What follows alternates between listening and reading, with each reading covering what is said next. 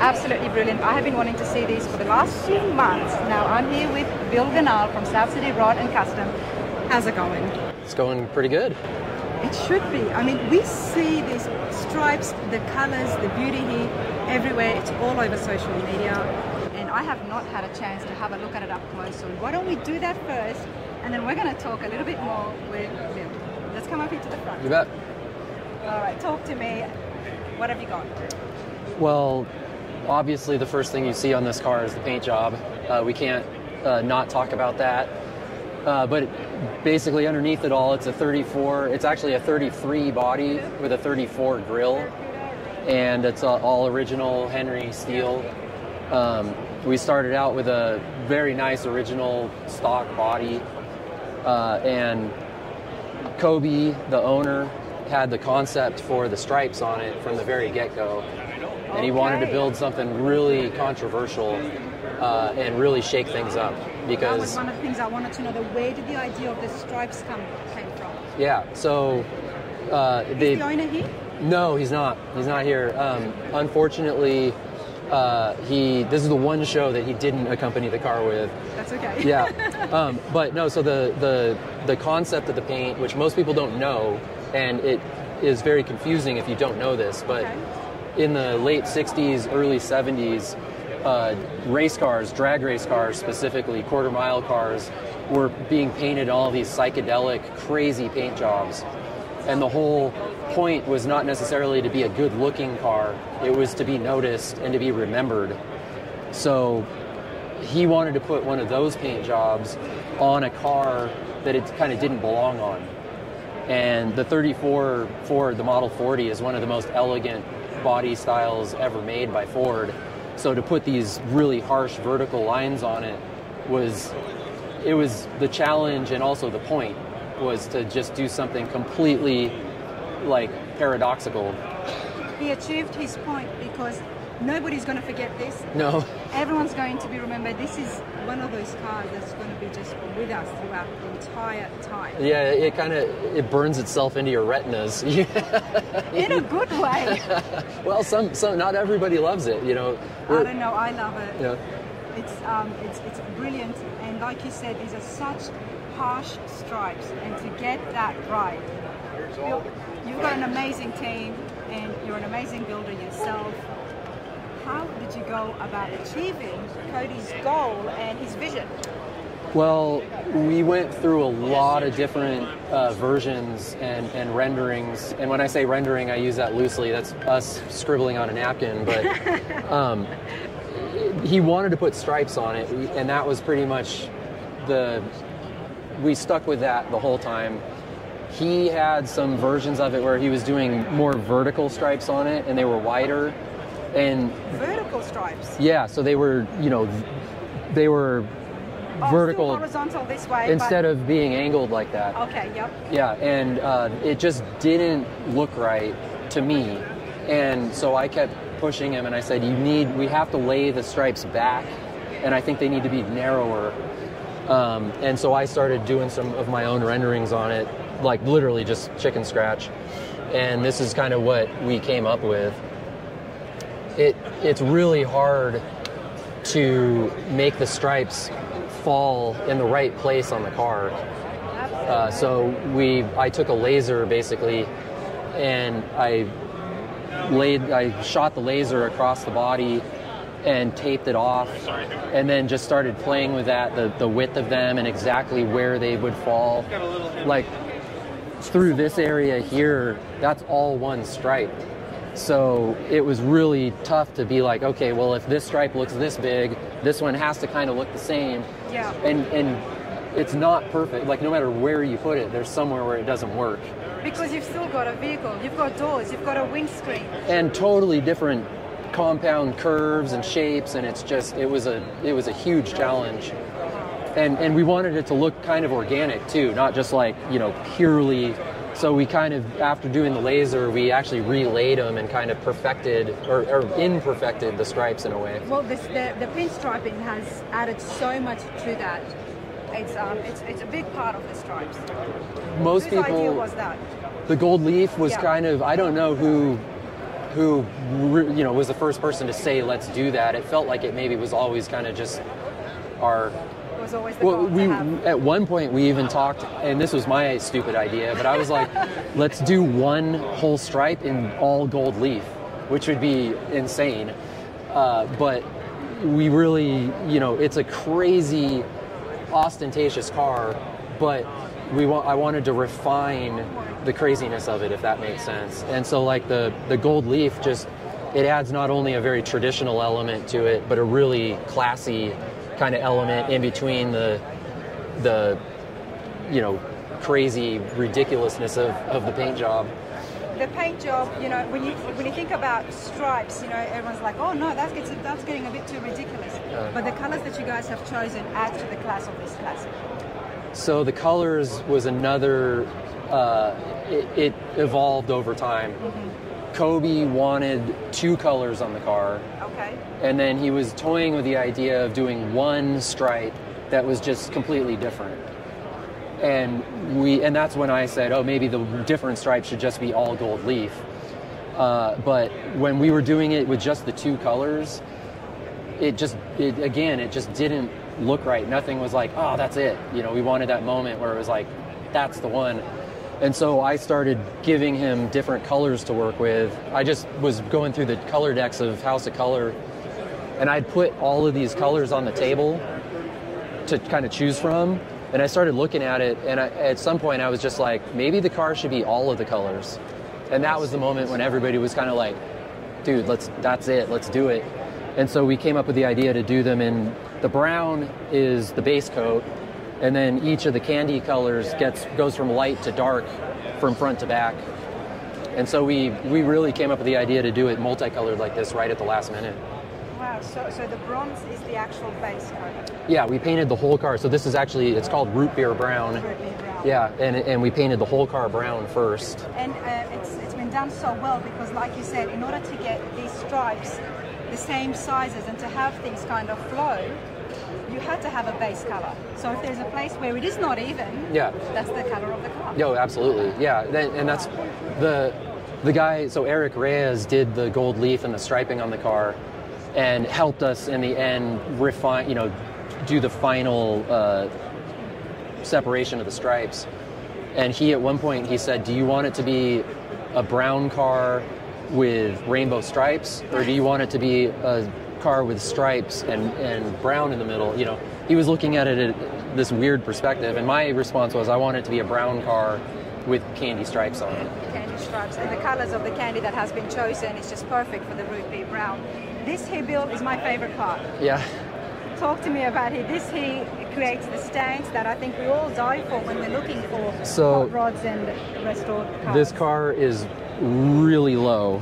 I mean, it's like, so I can barely get my foot under there. Wow. It's on carpet, so it even looks a little lower, but this car had to look like a cartoon on wheels. And to get it this low, we started from scratch. We built a custom chassis in shop, in-house, and designed the drivability into the car as we were coming up with the plan, because the first question I asked them is, do you want to drive this car? A lot of people will build a show car that's just going to get trailered around and never really get driven, so it doesn't have to be practical. Yes. But he said, I want to drive this car.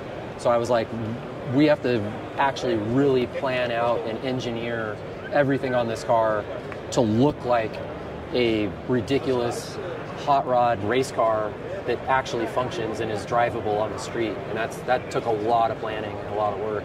I did not think that he would be driving this. It's surprisingly really comfortable to drive. It's super loud, so you have to wear earplugs.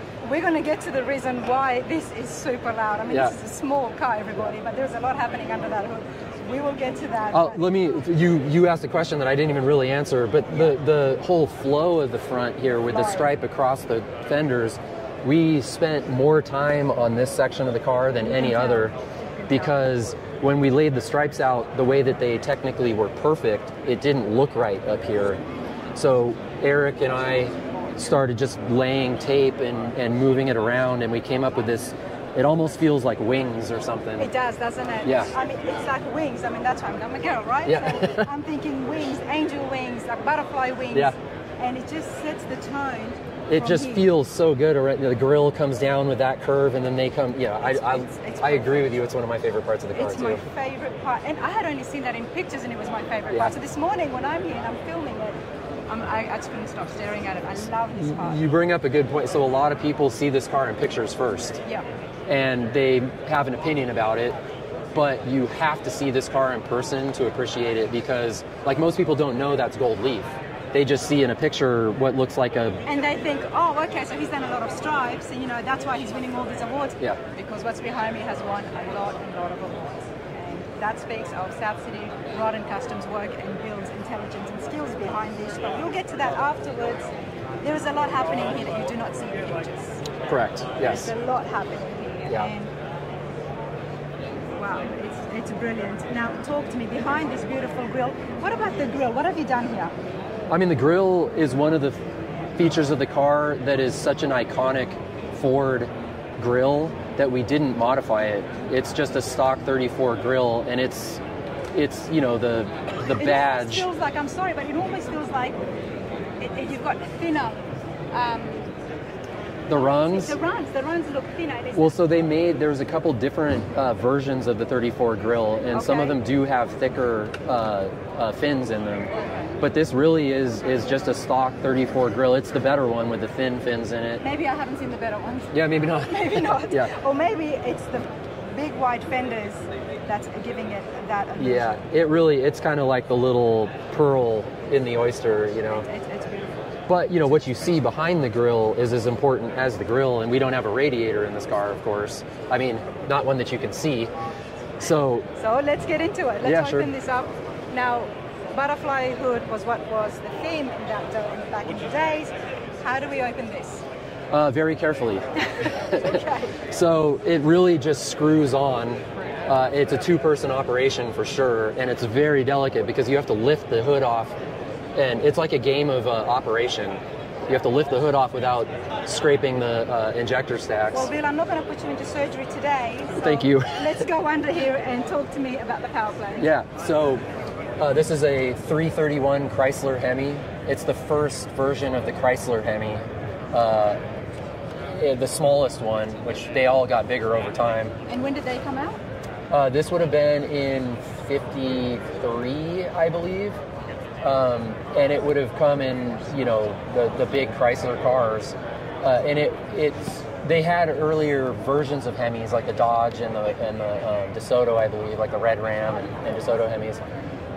But this was the first Chrysler Hemi, and Coupe, most people would run a 392, but they really essentially look the same. Okay.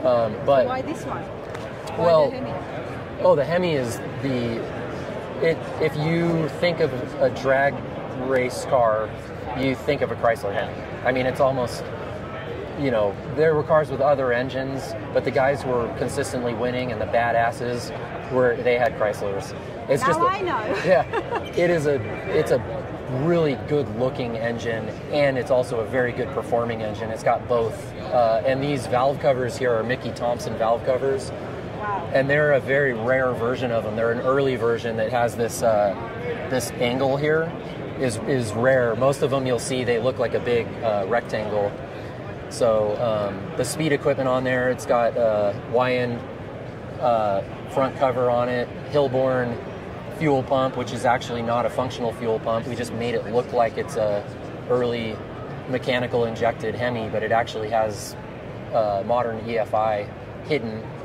The 8-stack that you see there is Enderley, and we converted it from an old real original Enderley mechanical injection to electronic injection, but we hid everything so that at first glance you'd think it was all old school original. But this thing's fully tunable. It's got a Holley EFI management system. Dave Ehrlich helped us tune it, and it hauls ass. I mean, it fires right up. It's super loud, but it's just a monster. It sounds like it's going to eat you. Oh, I would love to hear this. Yeah, I don't think we're allowed to do that in here. Not in here. one of these days, and I'm going to have to catch you guys. Are you coming to Good Guys? Yeah, so this one Hot Rod of the Year for Good Guys, so we're taking it to Scottsdale. This is actually just a stop on the way to Scottsdale, so we'll be there in November. I will be seeing you in Scottsdale, and we're going to get We'll be outdoors. Yeah. We'll get this definitely turned on. Yep. But looking inside here, and you know, I wish we had mirrors in here, because one of the questions I wanted to know is it striped underneath the carriage? No. No, it's not. So we first of all, because it needs to be a driving functional car, we actually undercoated underneath the car. It's really a protective precaution. Okay. So it's but rubberized. I do see color, Bill. Yeah, well, so we painted the engine the same color as the stripe that it's closest to, so it looks like it's kind of carrying the stripe back. And then we came up with the the colors on the engine were picked out of Company Colors Glazerite color decks. And we wanted a dark color that kind of looked like magnesium, which is also what's on the wheels. And then I just picked that second lighter silver to be kind of like a you would say aluminium, but that's what makes it stand out, doesn't it? Because there's a few different shades of even the grey, the silver jumping out, and then of course that orange is carried in through there as well. And that's a huge detail, that people don't always spend enough time, really thinking about the color combination of things. I mean, all this is, we've thought about this so much to come up with what should look very simple in the end. And that's what shows. No radiator. Yep. Big, decent power plant there. Yeah. What is the horsepower again? To be honest, we never dynoed it, so I couldn't tell you. But it's got a cam and it's got some horsepower. So of course it's going to be loud, but you've got everything around here open, so I guess you really don't need a radiator, do you? It has a radiator. It has a radiator? Yeah. So the radiator, we'll have to go kneel down behind the car. Okay. So we put the radiator in the rear, underneath the car, and ran all the hoses back to the back of the car. This is why this is an insane build, everybody. It's not just about the stripes, it's not just about the character that this is showing. There is so much more to this. The radiator in the back, and I'm learning about cars, you know that, Bill, right? So I'm thinking, no radiator. I'm like, okay, because there's a lot of natural air flowing through it. We don't need one, but we do need one. Oh yeah. And it can be put in the back.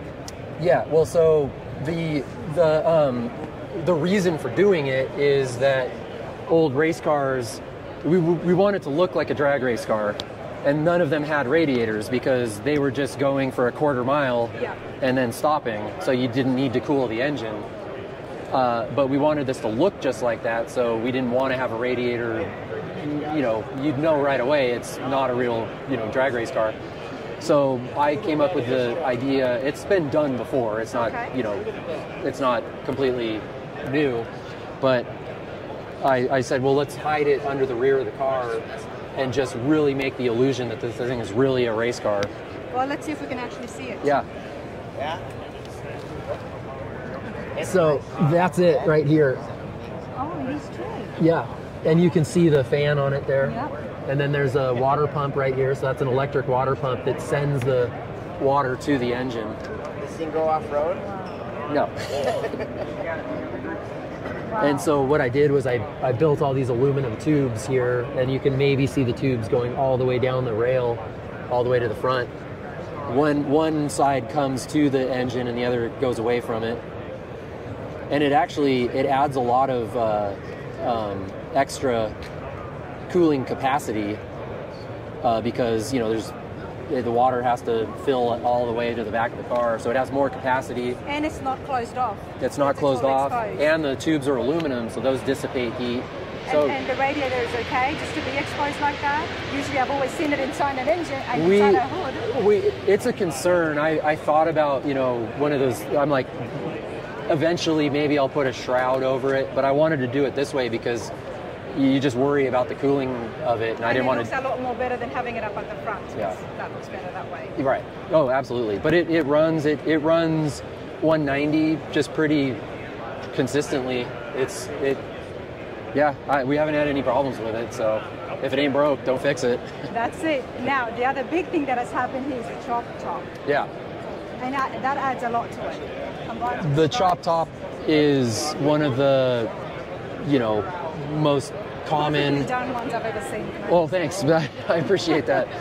But yeah, there's a million ways to chop a car. It's almost like a fingerprint, of a builder. And I actually chopped this car twice because I wasn't happy with the way I did it the first time. What did you do the first time? I didn't. For those who are on the same path. Yeah. So when you chop a car, the simple way to do it is you just cut the same amount out from the front and the back, and you just lower it down. Yep. With a Model 40 and a lot of early Fords, you really want to take a little bit more out of the front than the back, because if you don't, it almost has the illusion that it's kind of going uphill towards the front, and you want it to definitely look like it's either level or going downhill. And I did that. I took more out of the front than the back, but I kept looking at it in bare metal, and I just was like, it's not quite enough. So I actually re-chopped the whole top and took more out of the front to give it a little bit more rake towards the front. That's why it's been chopped a lot more than some of the other chop tops that I have seen on the Coupes. Yeah, it's again, he wanted to drive the car, so we could have gone even more cartoony. We could have, but to make this thing drivable, it's like, this is the most I felt that we should do to not make it dangerous to drive. It's like pushing boundaries, chopping it that low, and like you said, you could have gone even more. Yeah. Well, it's everything about hot rodding is your fashion versus function, form versus function. Bill, we have to congratulate you again here on screen last night at the award ceremony. Good Guys Trendsetter of the Year. That is a massive achievement. So well deserved. How do you feel about that? You were speechless last night. I was speechless. I still am. It's humbling because, they read off the names of the people who've won this before me, and they're like my heroes. So to be included in that whole list of names, I don't feel like I belong. I feel like I'm the name that doesn't belong on the list. But it gives me, it just makes me want to work harder to feel like I do belong there someday. Being a trendsetter, I'm a guy who builds very traditionally inspired cars. And the irony of where the whole industry is at right now is that me building very traditional cars makes me unique. And it's almost like the trend is that I'm moving into the modern world with a much more traditional influence. And because you are so young, and this is what it's all about, even here on Runners Raiders, we're trying to keep those classic cars alive. And what you've done here behind us is just the perfect example of keeping that culture alive.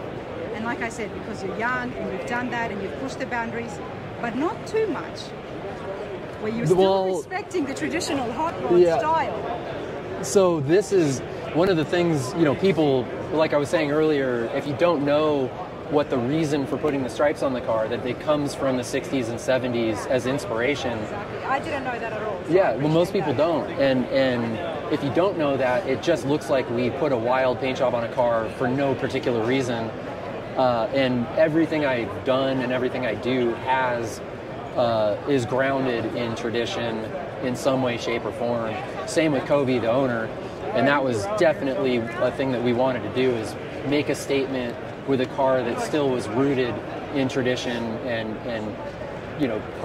classic car culture.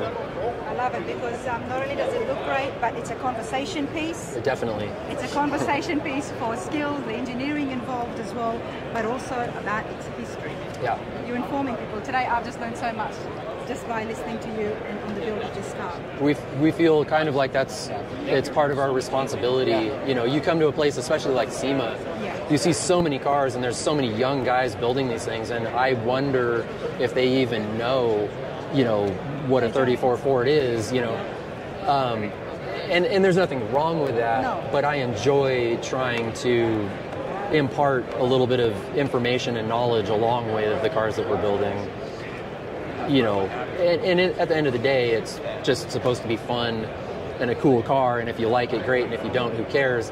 But I guess I feel like there's a little bit more. I'm a second generation hot rodder. Okay. My dad was in the industry as a journalist, and he passed away recently, just over a year ago. I'm sorry to hear that. Yeah, it was a big shock, but but because of that, it's changed my whole perspective in a way. And I feel now I'm like, it's almost like a responsibility to keep like his legacy alive, you know. So it really changes the whole perspective of what I'm doing. Well, it does, and that's why those big guys did choose you, so rightly deserved, as the trendsetter. Honestly, like just listening to that, it's awesome. We came across another build of yours where I first met you at the Good Guys with the truck, and even then it was done so well. How many two-timers have you had? Not many. Yeah, I feel very privileged. Well, no, honestly, I'm absolutely ecstatic that you're able to give me this much time. But hey, we have to look at the interiors, because if somebody have been seeing the pictures of these, we see the colors, we see the stripes. What's happening on the inside? Yeah.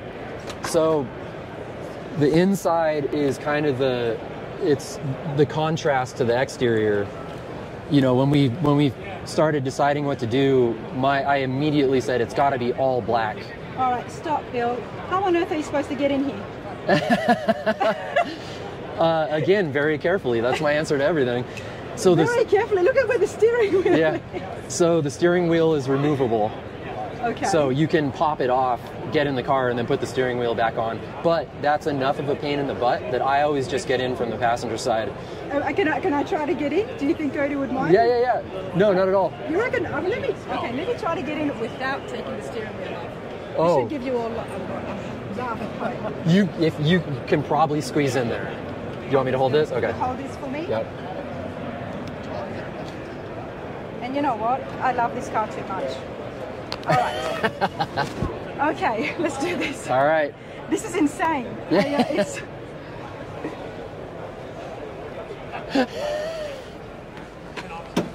That's it. I did it. That's it.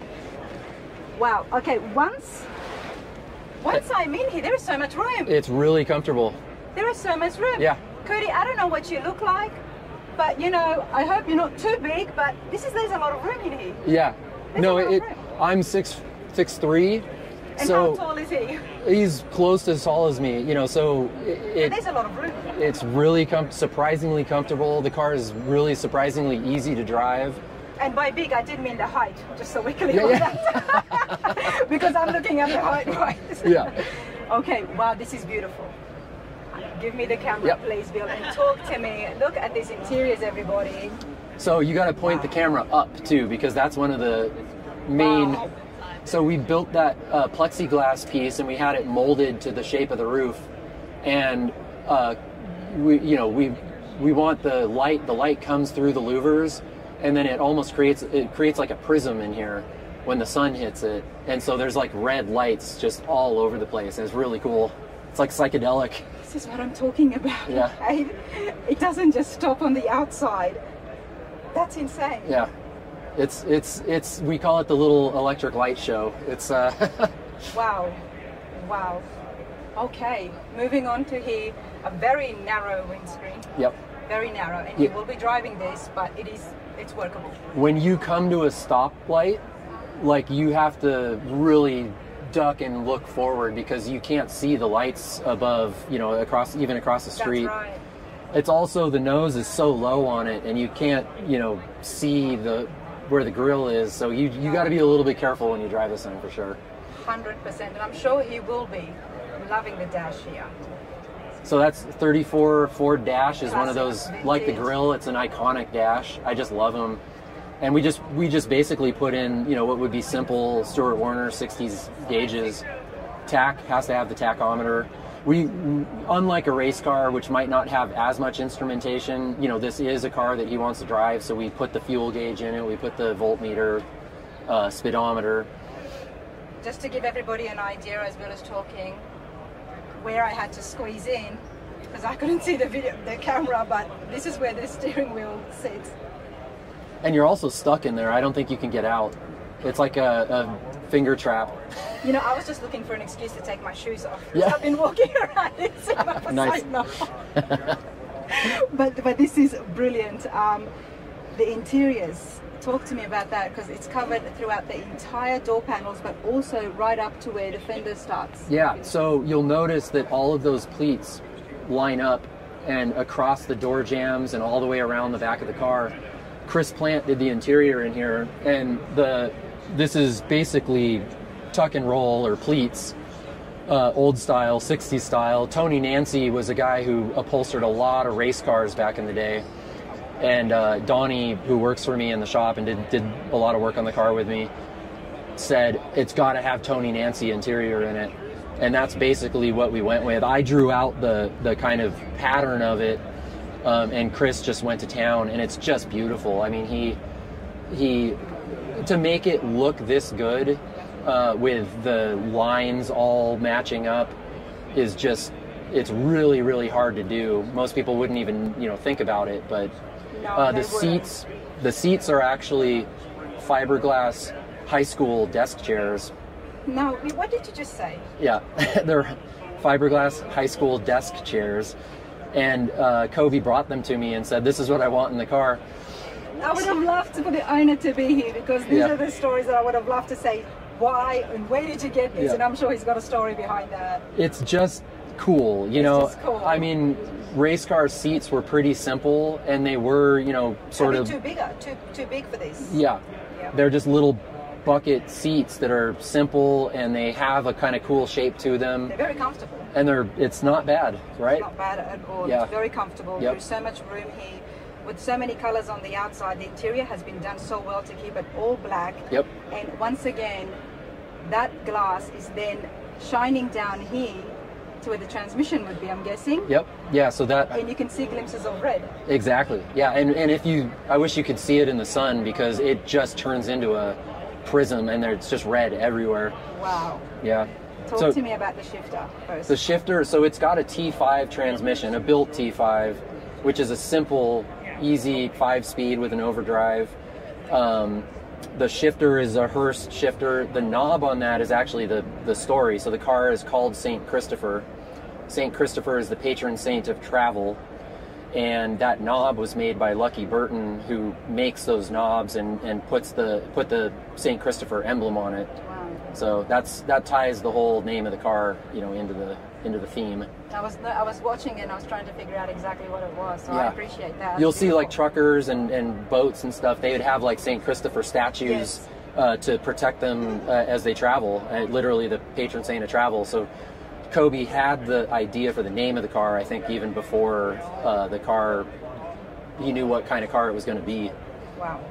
Yeah. It's absolutely beautiful. All right, let's have a look here at pedals. Yeah, so the pedals, this here is basically empty dune buggy pedal assembly, and it keeps the master cylinders up above the floor. The car is so low, and there's so little room underneath, that I wanted to do something that was very small, compact, and functional too. We can fill them real easy here. Hydraulic clutch. Sorry, I'm pointing the wrong way. Yeah. I'm looking at it backwards. Hydraulic clutch and just manual brakes. Wow. And then we've got the obligatory Moon gas pedal in here. This is the Moon gas pedal, and it's got a Moon fuel tank up front. So we are, honoring the roots of the Moon race company. Wow. Yeah. There is so much to this, and I knew there was. I knew this car had a story to tell. Okay, and I'm so glad that I was able to track you down.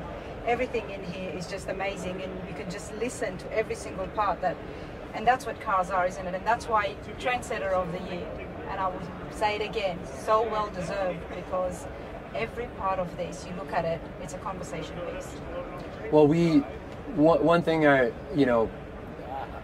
this car and what we do, we're not building $2 million cars trying to win awards. This was a passion project that Kobe just had a crazy idea to build a coupe with stripes. I said yes for some crazy reason.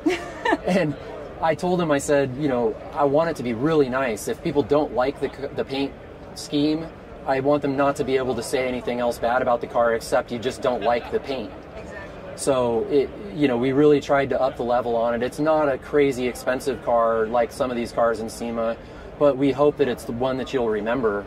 You don't have to spend $2 million to make a memorable car and a cool car, and that's really more of what it's about for me. if somebody wanted to build a 2 million car, you know, I'd consider it. Yeah. But these are more fun in a way, you know, and we can really go out. You had a lot of fun on this, didn't you? We've driven it a lot. You know, it's already got 1,000 miles on it. Wow. It is a fun car, and we've had a good sense of humor about it the whole time. We put out barf bags when we debuted it at GNRS. No, you didn't. Oh, yeah, because we knew people were going to either love or hate the paint scheme. So we decided he made logoed barf bags and set them out with the car. And so anybody who said they didn't like it, we'd hand them a barf bag. Oh, for goodness sake. I don't know. All I've seen is people admiring it and liking it, and I absolutely love it. It's been done so well. Well, thank you. Once again, so much room in here. I did not expect that. Yeah. You can do cartwheels in there. I won't, but I am trying to squeeze myself out from here. Good luck. Without damaging anything. Yeah. All right. So once again, that is tight, but roomy once you get in. Yep. Wow, that is absolutely awesome, honestly. And now I'm extra short without my shoes. Yeah. Oh, give me one more. That was awesome. Honestly, everybody, that was absolutely awesome. Looking at it, trying to get in. As soon as you opened the door, the steering wheel was right there, and I said, how am I going to get in? How do you get in? Of course, Kobe will have to take the wheel off, but I said, let me try and squeeze in. But once you're in there, it's very comfortable. So much room to stretch out your legs.